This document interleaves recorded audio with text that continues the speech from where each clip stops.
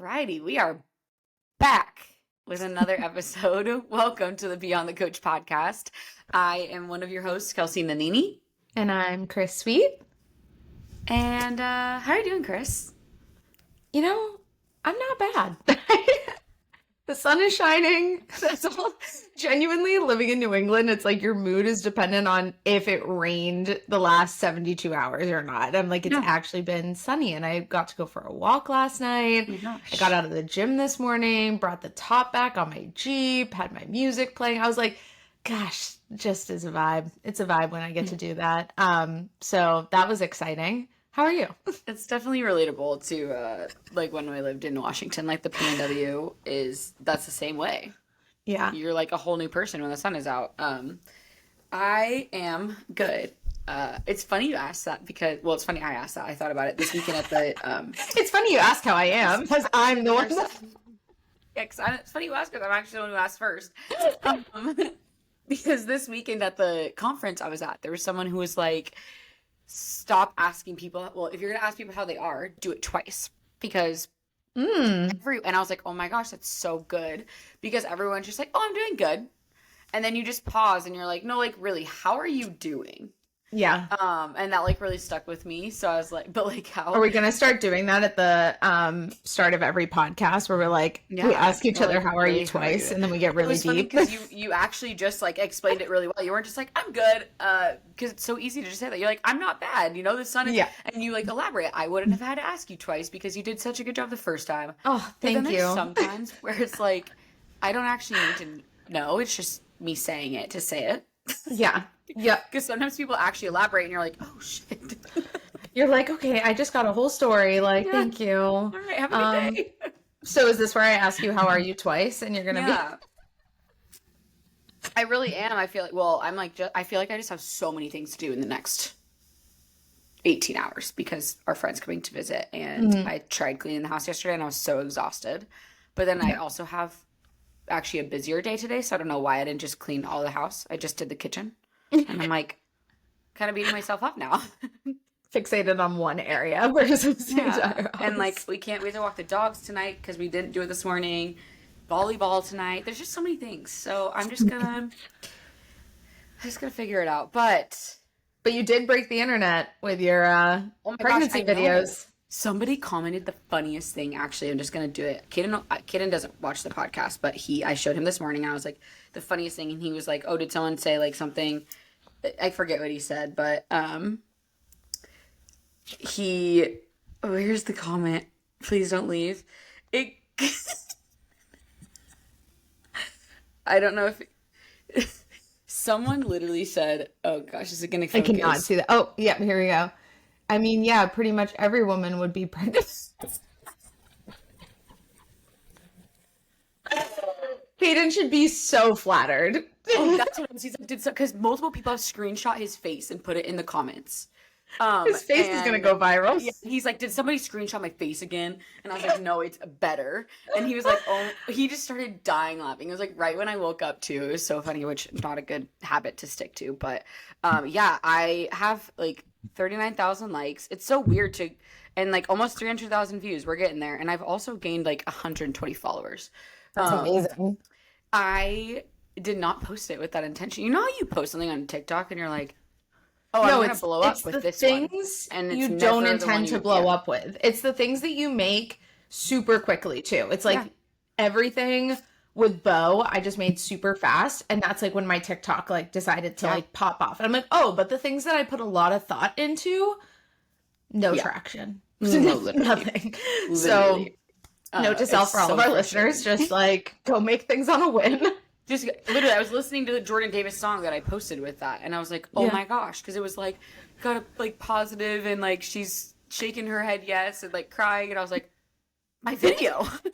You're like, Jordan Davis knows my love. Yeah, Jordan Davis's songs are so relatable to I've it's seen him crazy. in concert like 3-4 times. My friend Hannah and I love him so Yeah. much, and he's so good at performing, and we really wanted to like capitalize before he got so big that eventually, one day we're not able to get his tickets. Yeah. So, Oh my gosh, that's so I guess we just got to go to a Jordan Davis concert. Literally, we'd have so much content.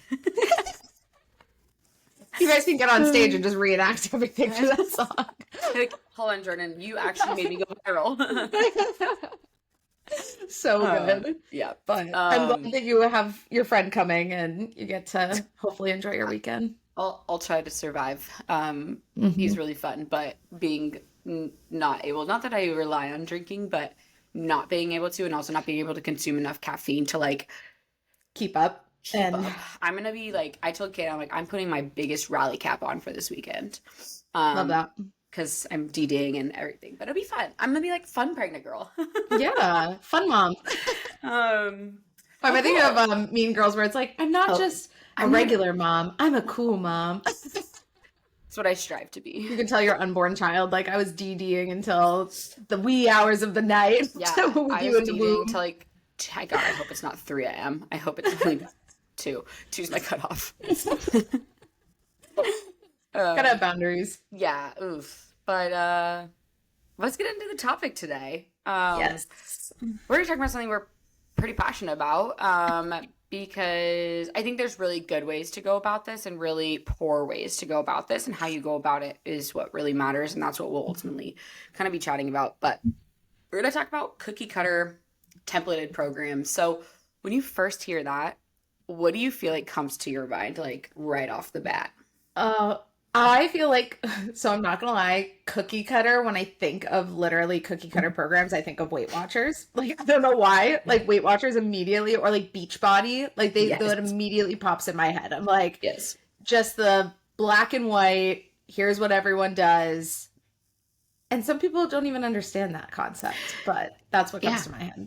Yeah, I think I've never been able to get on the templated program train. Like I sometimes I wish I could, because I know it would save me time, and then other times I'm like, well, no, like I am perfectly fine.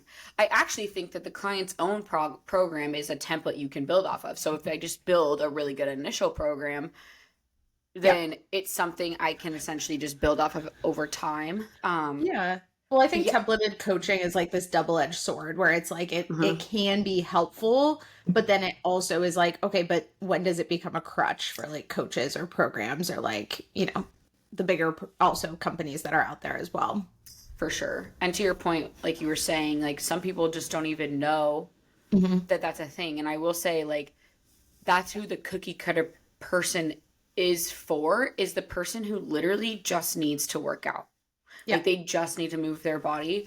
I think a lot of coaches nowadays will like just absolutely shit on group fitness. And I think to a certain extent, yes, like if you have a certain specific goal you're trying to reach, like you want to have this certain physique, you want to achieve X, Y, and Z. It's not just that you're training for overall health or just trying to go to the gym to stay healthy. Then yes, like you need to be away from group fitness. You need to be like have a coach. You need to have a specific plan.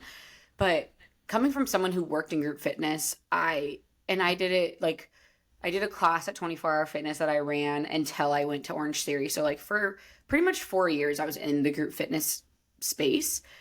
And knowing the people that were at those classes, they actually needed that. Like not only did they need it just to like do something and get to the gym, some of them were actually badass athletes too, and like just enjoyed the quick aspect of Orange Theory, kind of the competitive type of thing.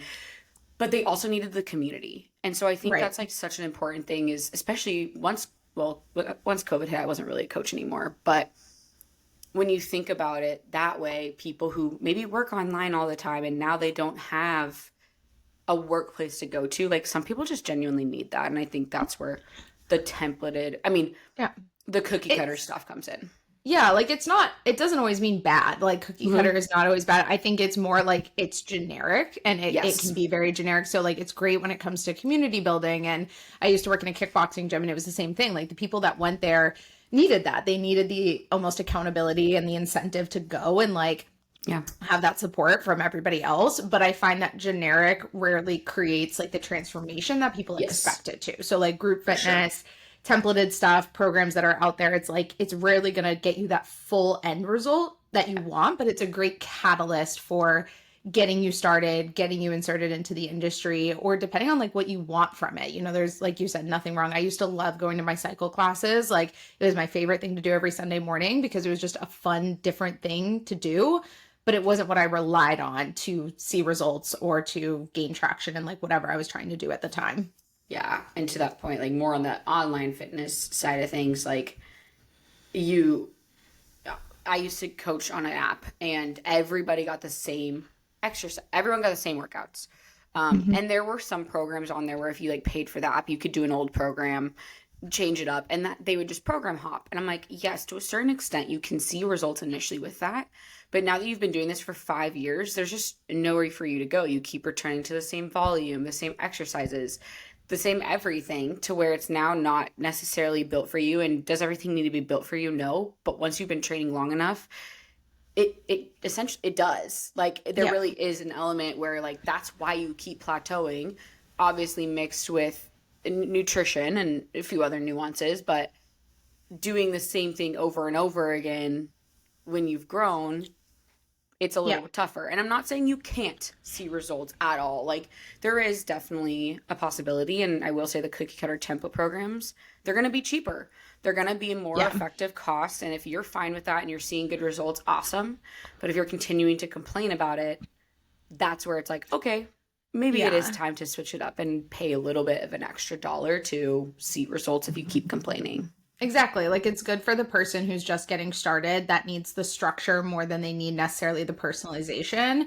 But then it does get to a point, and like I got to that point actually. I started my fitness. I didn't start my fitness journey. It was kind of like when I was trying to get back on it at one season of my life in college. Like I went to 9 round and I fell in love with going to 9 round, and it was great. It was great because I didn't care about the personalization. I just needed a place that I could go to and commit myself to something, and I could invest in it and know that I was, especially as a college student, spending my money on something that I was like, okay, I'm gonna Wow. go use it. I'm gonna go do it.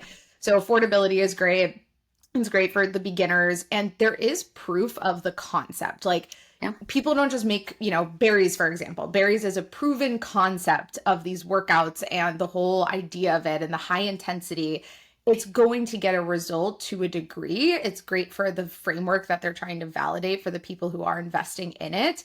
But it is a high volume like service. It's, they're dealing with hundreds of people in a day that go to these classes. And so they have to really make that the generic base of like, hey, this is for a lot of people. And that's where I find the customization piece comes into play, because you do need more than just a basic blueprint a lot of the times once you get to that certain point. And that's what I felt with 9 round was like, I just got to a point where I was like, I want more than this. I don't want to just go in and do the same, like, they would do the laps outside around the building. And it was like, but what happens when you condition to that? What happens when you actually want to do 2 laps outside the building, but the plan is only one, or when you want to be able to go for more weight, but the plan is this. Like a lot of those places like lay out everything for you, but it's not customized to you as far as that goes. And a lot of times too, I went to, like a power yoga class, and they were like, hey, grab one heavyweight and one lightweight. And it kind of killed me because I was like, but what are we doing with it? Right? Because lightweight could mean a variety of different things. Heavyweight could mean a variety of different things based on what movement I'm doing. So like the coach in me is like, well, do I grab the 25s? Because technically 20s could feel like lightweight depending on what we're using with it. So Yeah. it's like just a little more guidance sometimes I think could help people progress even in the classes that they're in. Yeah, and like I think too, it's all about in like a class setting. It's a lot of times it's timed. Sometimes it's for reps, but at some point you're restricted by a certain period of time. Yeah. And so like not a generalization is the reps aren't super quality. You're rushing through the reps. You're not taking time to actually, feel the muscles you're actually supposed to be activating. And in which case, that's where you're going to get suboptimal results ultimately. And that's with any program, right? Like the people who are doing the templated programs or buying programs from their favorite influencers, again, it's not bad if you're willing to put in the proper effort, but sometimes that's not always the case. And that's where sending videos to your coach can be really helpful, or having an in-person coach that can push you a little bit more where it is more personalized. You're just going to have that extra bit of like accountability in a sense too. And I mean, that's kind of off topic. That's not really related to a template program, but that's what I've often found when it's just a basic program. Yeah, and I think relating it into, the world of online coaching and training and all of that, like you firsthand had experience working for a very low cost app subscription. You were working with a lot of people at once. And that's where I think a lot of people who invest in the low cost don't see the behind the scenes of like, what are your coach going through? Like, what is really the program? How was it formulated? And I think sometimes the templated stuff is just very thoughtless and there's not a lot of like, literally thought that goes behind it, not a lot of strategy that goes behind it. And that's where it can sometimes become a cop out for actual coaching, especially when people will say, there's plenty of coaches in the market here that say, oh, it is custom, it's custom coaching, but really they're assigning you these programs. And I actually had this experience more recently with a coach I worked with in the past year. And I told you about my experience with him, but it was just like, I could tell that everything was templated. Like I could tell everything that I was being given was a copy and pasted template. None of it was customized. And you just know when you're a coach or when you've been an athlete for a long time, you can kind of sniff through the bullshit. And it was me even asking for things to be subbed out and them not subbing it out still, like keeping that, or they would change it one week and then the next week it wouldn't be changed. And I'm like, are you even going in and like putting the effort into my program? Especially for someone paying, I was paying this coach $500 a month. So I was like, I expect customized programming. Right. Obviously, if I'm doing a $99 subscription, I'm not going to expect that, but I'm paying hundreds of dollars for this service. So when it's marketed, that's where I just feel like, okay, that I get the ick. I know when someone is doing templated or not. We're very open within Apex that like your first 2 weeks is a template, like your first 2 weeks is a baseline for strength for us as coaches to get a good idea and a foundation of like, where is someone starting from? Like, what is their form looking like? We get to have conversations back and forth with the clients. And that's where I don't think template is wrong, right? And there's so many different ways that templated, like you said, the first program you make for a client can then be transformed in kind of its own progressive overload that you get to do for the client, its own periodization. But when it comes to the beginning of what we do with clients, like it works because then we get to go in and we get to take all the more information that we get from just an intake form, right? It's one thing to have someone type on an intake form and then suddenly you assign them a program. You're like, oh shit, like they weren't ready for any of this. Or, oh, they're actually more advanced. I've seen their movement patterns. They should be working towards this instead. That's where it can be really helpful from a data collection standpoint. Yeah. And I think like with the initial program, it definitely takes me a lot longer. Like I've blocked out a big chunk of time to create a program for a client who's in her baseline right now. And we have our onboarding call tomorrow. So like today I have a big chunk of time because I know I'm going to have to take into account everything that she put into her intake form. Yep. All of her form from the videos that she sent me from the baseline, her goals, like all those things are going to go into that initial program to now where I can build off of it. And like you said, you can tell when it is templated and when people aren't doing, like when they're just doing the bare minimum within programming. And it is disappointing because you're paying this premium, and especially when you're not paying $200 a month. Like, yes, okay, if you're going to pay $200 a month for full coaching, let me just say you're going to get a templated program. There's not going to be anything that's customized from that except for the check-in you're going to receive if you get one. Yep. And I think when you're looking at it from a coaching standpoint, if you're determining what your offer is going to look like, if you're doing the customized, everything is tailored for the client, it's a higher premium. Mm-hmm. It's going to be harder to find clients, but it's going to be a little, I will say you could more quickly scale if you're at the lower cost because you don't have to do a lot. Like it's probably all templated. It's not a bad thing. Like if you're going to say like, it's just one-on-one coaching, just take out the custom part. It's one-on-one coaching. Yeah. And I know a lot of people who like nutrition is their main focus. So a lot of the programs are just templated because more people have issues with, and that's like with bigger teams too. You see that where, and that's again, something to look at if you are a consumer, the bigger teams typically have more templated programs because the bigger teams have assistant coaches with 80 plus people on the roster. They're not customizing their programming for you. Yeah, I was going to say too, a lot of the bigger teams will have like a coach who's assigned the head programmer or the lead programmer, and then they're making all the templates. So again, those coaches aren't going in and actually making it custom. There's another coach who doesn't even know the clients that are necessarily coming in or that they're working with.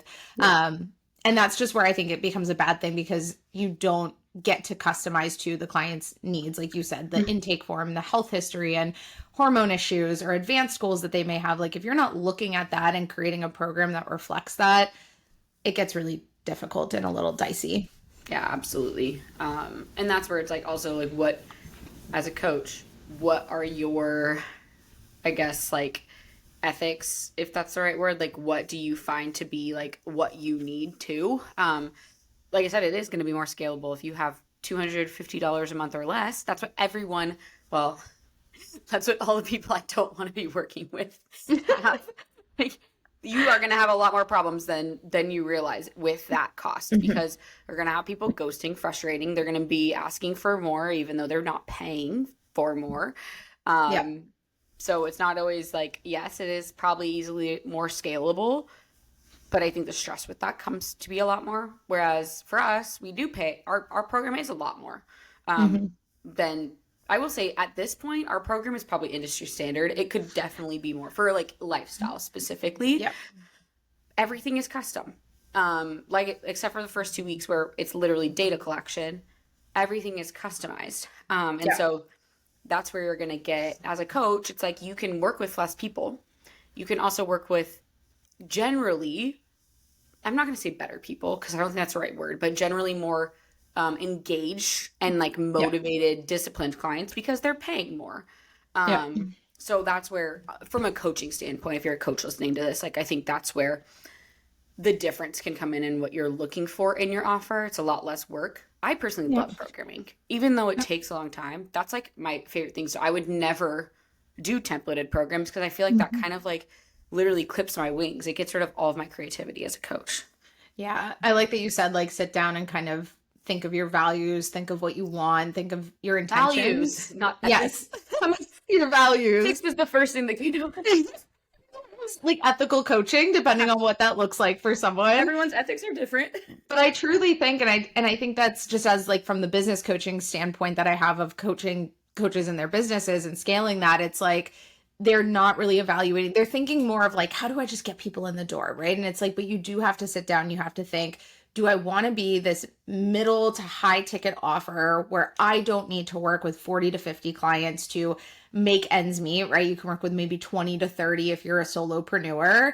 Or are you someone who's like, okay, but I do want volume. And in that case, you do have to know that there is almost like a trade-off for that. You're not going to be able to work with 50 to 60 to 70 to 80 clients without using templates, without having more just like systemized processes when you're working with clients. Now, for me, I have much preferred the lengthier programming blocks of time that it takes for me to actually still work with less clients. Like I feel that I have a better relationship with clients. I love that I'm able to adapt their programs based on their feedback, based on biofeedback. And I love that it almost just humanizes the experience. Like you're leaving space to truly be a human with your client and not just say, okay, here's the template, like have a good day. It's like there's clear education, there's clear direction. It's not just a prescription anymore. It's like truly something that was made for them and your clients are going to benefit from that. That's not to say it's not a bad thing that if you want to go on the volume side to have that. And there's pros and cons to both. And sometimes you have to play around with one to know if you want to do it. Like you have to just kind of full send one route. And if you're like, I hate this, go and change it. Like Kelsey and I are literally living, breathing proof that you don't need to just feel stuck in one thing all because you've done it your entire career. If you've been doing templated programs for a while and you're like, gosh, I'm just itching for more of a human connection with my clients, go and switch it around, like increase the price of your program, make some swaps, and you're probably going to lose some clients in the mix. That's the scary part, is you're going to lose people and they're just not meant to be a part of that change. And that's okay. Like there are plenty of coaches in the space that I think are proof to you, no matter what change you're making in your business, that it can work and there are clients for you. For sure. And I think too, like I've been playing a lot of templated programs, something I'm very passionate about. I've actually done a really good job for the past 20 minutes of being devil's advocate. I'm like, wow, I've actually been pretty positive about a templated program. Let me be clear, it's my biggest pet peeve in the industry. One of my biggest pet peeves, because you're doing a disservice to your clients if you're promising custom coaching and you are providing a templated program. Now, There's a difference between a full template you're just giving to the client. Maybe you swap some things out when needed if there's something that causes pain or they don't like the extras, whatever. There's a difference between that and skeleton programs. I don't think Mhm. skeleton programs are bad. Same thing for me, though. I've never been able to like really get into it. I used to have like a skeleton hypertrophy program because a Mhm. lot of like I set up workouts very generally the same if it's hypertrophy focused. Um, but it's basically like, you know, a lower body day would be like, hey, this is going to be a squat pattern. This is going to be a hinge pattern. Yeah. Then you're going to have a unilateral squat pattern with, you know, superset with something else like a hip thrust or a bridge, whatever. And you basically just write that in and then you can fill in the exercise gaps based on the client. I Yeah. don't think that's a bad idea because then you're going to have, you know, it is where that is a little bit more scalable. Again, for me, it's like it just doesn't work. It still takes out the creative flow for me. It's not my jam. But again, finding what works for you. I just think that if you're going to be like, everything I do is custom, it's built for you, then it should be built for you. It shouldn't be just built out for all of your clients. Yes, there's carryover from one client to the next, especially if you're working with beginner clients. This There's also only goes so much for you can. nutrition. I want to add that too. Yes. Like it's not, I know we've talked a lot about the training side, but it also is Yes. like there are some coaches out there that literally have just this like cookie cutter roadmap for every single client. And they're like, oh, here's my proven way for you to lose 10 to 20 pounds.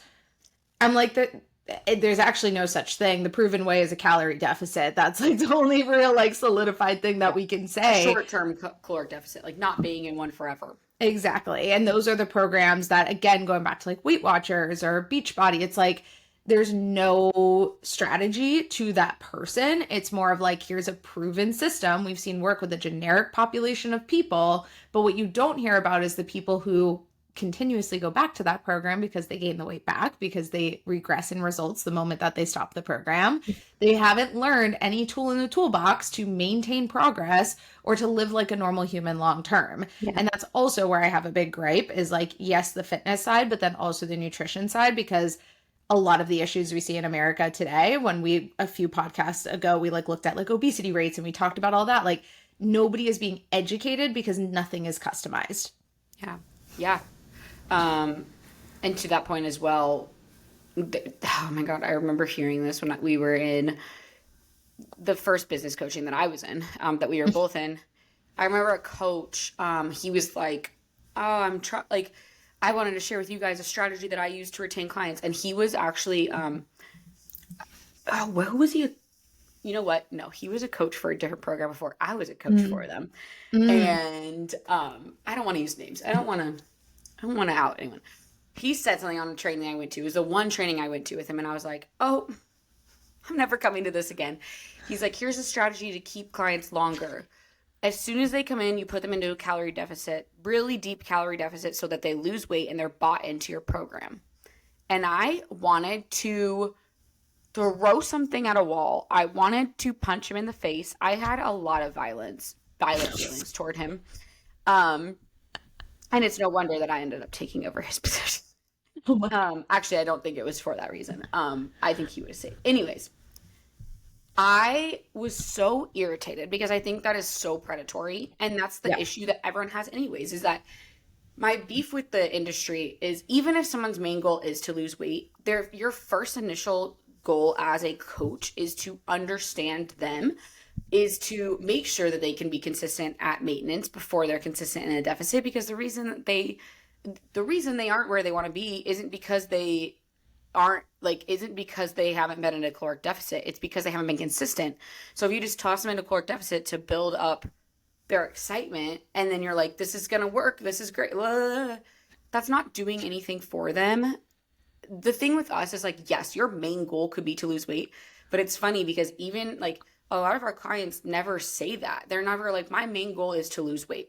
Mm-hmm. We were actually on a call with Krista, our functional team, the other day, and she asked the client that was on the call, she was like, so what are your main goals? And she's like, health and wellness. Like, I just want to be healthy again. I don't want to have health issues. I want to just have longevity and all those things. And even if the goal, like, even if there isn't weight loss that's necessary to achieve that, that wasn't the main goal. And I think Mhm. that's like a big flex we have, is like so many programs out there, that's what's drawing them in. Yeah. And like weight loss is always the main goal. Like Bark.com, all these leads are like looking for a personal trainer in person to lose weight. And I'm like, that's not going to help you.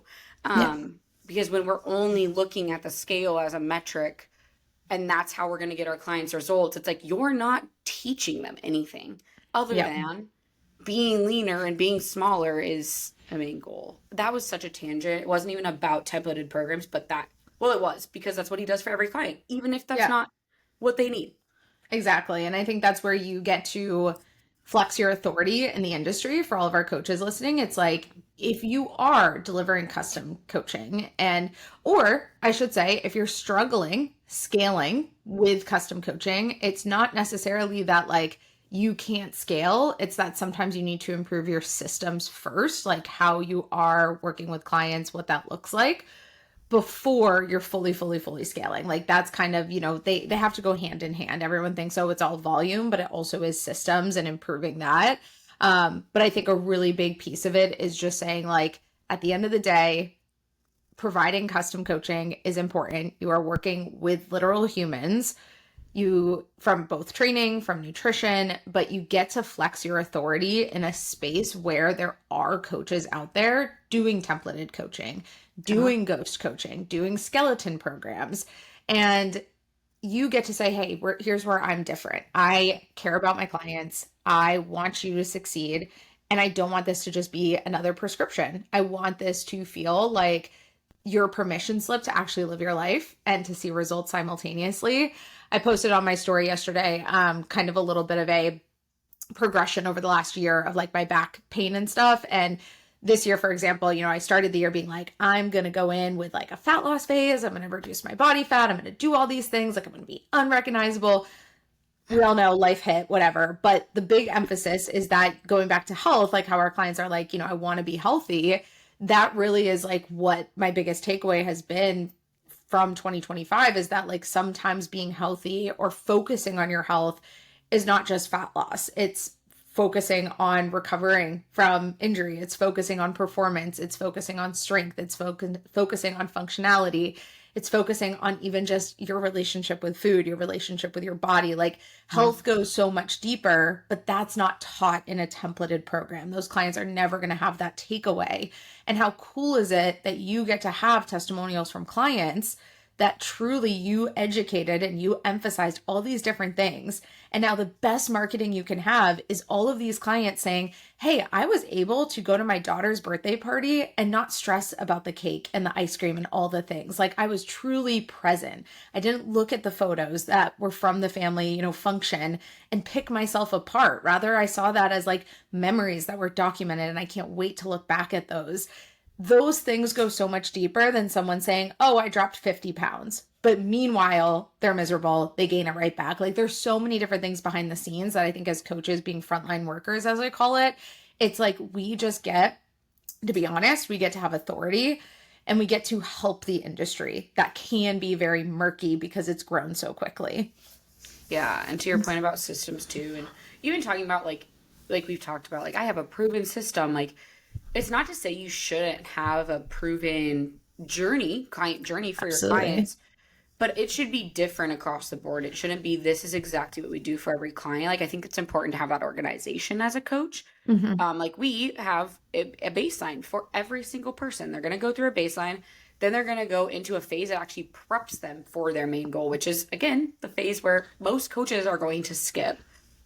And then they have, their main goal they're working on. And I think that's all about how you present your coaching. Mm-hmm. So many coaches, everyone at this point is selling custom coaching. Everyone is selling customized workouts, customized nutrition. Don't market it for that. Market like you're selling, like everyone talks about this, but like you're selling the free pretzels on the Southwest flight to Maui. You're not like, no one fucking cares about, okay, the free snacks are great. Okay, the Biscoff cookies, oh shit, like yum. But like, no one cares about that. Like, unless you're in first class just rolling high with like delicious food and unlimited drinks, like no one cares about the flight. Yeah. They care about laying on the beach, and like that's what you have to ultimately market. And this isn't about marketing necessarily, but if you want to get the clients, like that's what you have to do. It's not like I have a proven system. It's like, no, this is actually what you're going to achieve. No one cares about the proven system, Yeah. even if you have it. Like, uh, Mhm. there was something else I was gonna say and I forgot. So if you have something to talk about too, I'll just keep Pregnancy thinking brain about at it. its Yeah, finest I was over like, I here. had like three. You were talking, and I was like, oh, that point, that point, that point. I I'll love think that it'll though. come back to me. No, no, no. I love what you said though. And it really is like about getting them to the beach and like about having that, end result for them that isn't always created from, again, the templated shit. Like people are kind of over it, or a lot of times, like the clients who have come to us.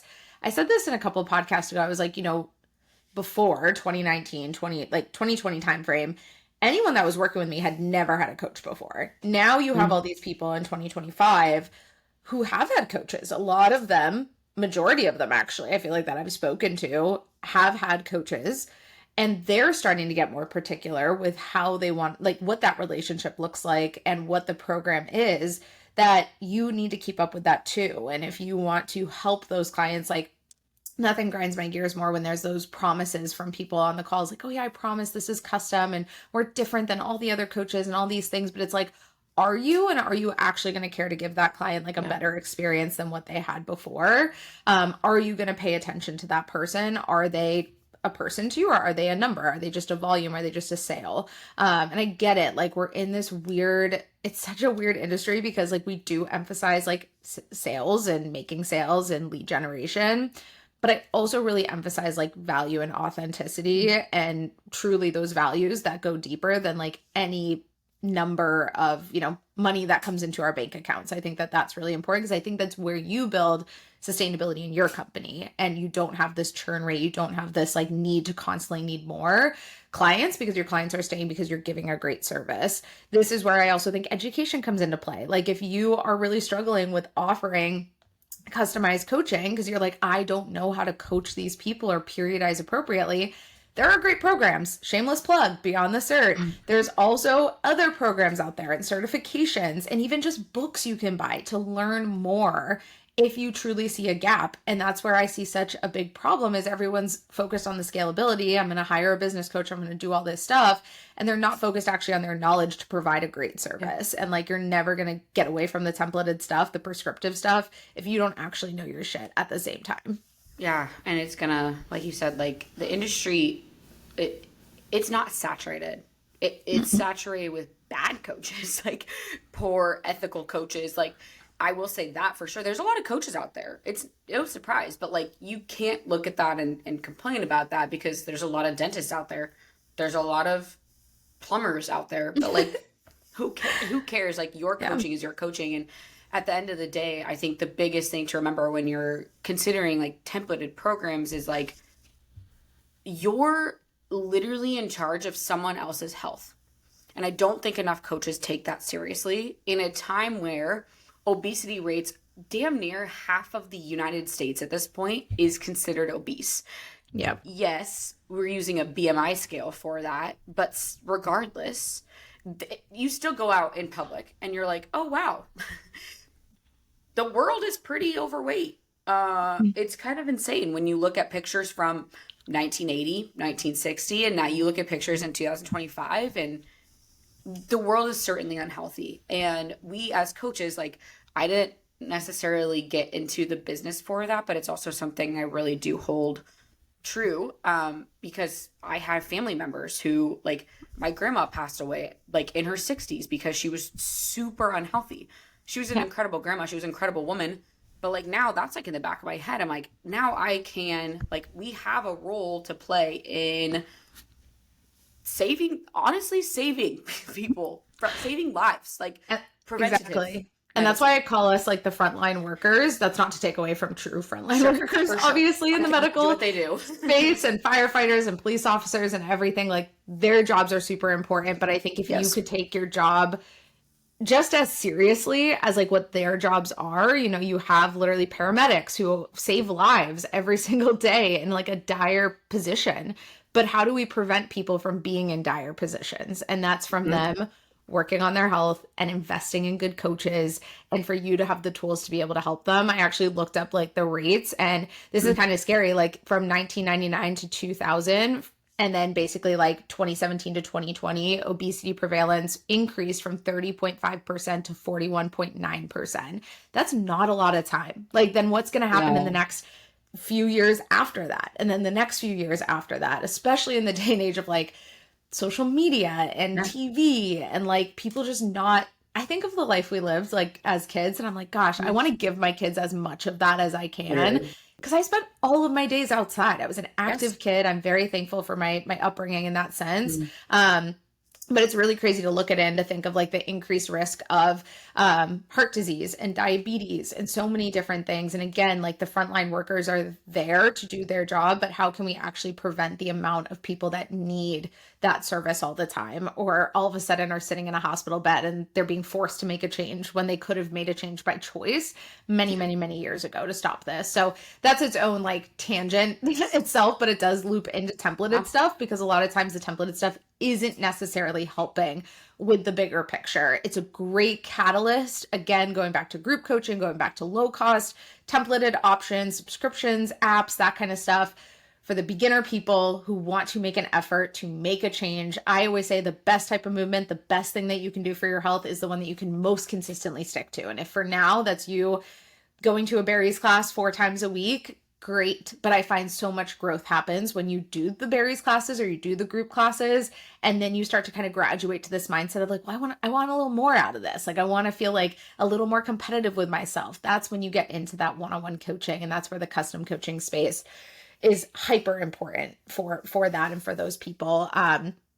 You don't just become, I don't know, like I even think of the Olympics, like nobody wins gold off of templated programs. Like nobody becomes the best of the best in something off of a template. Like they become the best of the best because they have something that's built for them. And I'm not saying, I mean, heck, I wish for all of us to be an Olympic gold medalist. That would be sick if we could all put that into the universe. But unfortunately, that's not the case, but we can feel like we're winning gold in our life. Kind of past my time. Tired. My joints are a little achy. I don't think I could do that. Dancing. I mean, that could be something. But I truly think it's something where like you just have, if you zoom out and you make comparisons like that, then the bigger picture kind of comes to mind of like, oh shit, that's what it's all about. It's about the customization, and that's where our role as coaches go. And I also think you can't be frustrated with the industry if you're doing what the industry, like you can't be mad at the industry being what it is if you're also taking part in those very things that are making the industry that templated low cost options. Like you get to stand out, you get to flip the script, you get to change the pattern. Yeah, and I think it goes both ways, right? Like, as somebody becomes more advanced, they do need more advanced programming, and that's not a template. But on the flip side, somebody who's coming into brand new, fresh, has never trained before, they don't get your templated program, because here's the thing, 1 set of 10 actually could be enough for them. I would even argue 1 set of 6, because, and I've talked about this actually a lot on Beyond the Cert with stage 1 programming, is people coming in that are beginners and have not been doing anything is more than what they have been doing. They don't need 3 sets of 10, 3 sets of 12. In fact, they're probably going to burn out with that because they're going to be extremely sore. And I think that's where no matter what level your client is, they deserve to have some level of customization in their programming, because everybody is coming from a different journey. They could be coming from being terrified to be in the gym. They could be, no client wants to be in the seat where they're like, I work out from home, I only have dumbbells, and you're giving them a Smith machine or a leg extension machine at home. Like, first off, that's kind of really embarrassing. It's so frustrating. Like when a client, because I've been there, like when I'm like, hey, I don't have this piece of equipment, and it's like, I outline that for you. It's just very telling. It's not good. Yeah, I think just in whole, we could keep harping on this forever. And I think also with this, we've probably come up with like 6 other topics we could definitely rant about. What's new? Anybody who listens to our podcast knows Kelsey and I like go off the script. We're just like, we should like change it's not Beyond the Coach. It's just like off script. Like we don't off script with Kelsey and Chris. We literally just freaking vent about everything. Whatever comes up, it's not always related to the topic. But if we're going to go back to like cookie cutter templated programs, I think there's 2 ways to look at it. And like, again, it comes down to your values as a coach. And Yeah. if you're talking from a coaching perspective, like you just have to consider the scalability, the level of like the quality level of clientele you're going to get. All that is important. Yeah. When you're coming at it from a client standpoint, what are you wanting? And if you only have the budget for a templated program, cool, make the most out of that. But know that you're probably going to, I don't like to say quicker results, but you're probably gonna have more efficient results with something that's specifically built for you, even though you're going to pay more of a premium upfront. But during hopefully that with time. that too, you have a better relationship with your coach. Like you're usually Yeah. getting more touch points, you're getting more one-on-one time with them For sure. for paying that premium. Yeah, that's its own conversation You get that what we you can pay have for. around price and industry standards and people's thoughts around all of that. But Well, the I think price that long that term too. Sorry, didn't Yeah. want to cut you off. But no, that's so the fair. cost versus the price. It's the price. The cost long term. Like the price is one thing, right? Like you could Yep. pay $400 a month for 6 months. That's $2,400. Now let's say you actually go to a year, then whatever 400 times 12 is 48. thanks. I was like, oh shit, I went too fast. I'm like, I don't know what that is. $4,800. So okay, let's say you pay $5,000 over the course of a year. That's 1 year of your life. But let's say you learn so much in that time. You pick up all of the sustainable habits that now you actually don't even need a coach. Like that's the biggest Yeah. flex of the coaches when I have clients come back and they're like, I'm still doing this thing. And I'm like, well, I'm sad you left. I'm actually so pumped that you don't feel like you need me because now you're just doing this shit on your own. Imagine if Yeah. you just had that ripple effect for 20 people and then they go and share that knowledge with other people. Now that's how we start to change the world. And that comes down to you just providing really good coaching and not being a piece of shit that's promising custom coaching when it's indeed all templated. Yep. Yep, absolutely. The last thing I will add is actually kind of stemmed off of the conversation that we had with our mentor Kendall yesterday. But I know that it's easy to kind of look at the industry and to want to get online and to want to kind of bash it in a way of like, well, I'm doing this and this coach is doing this and da da da da da.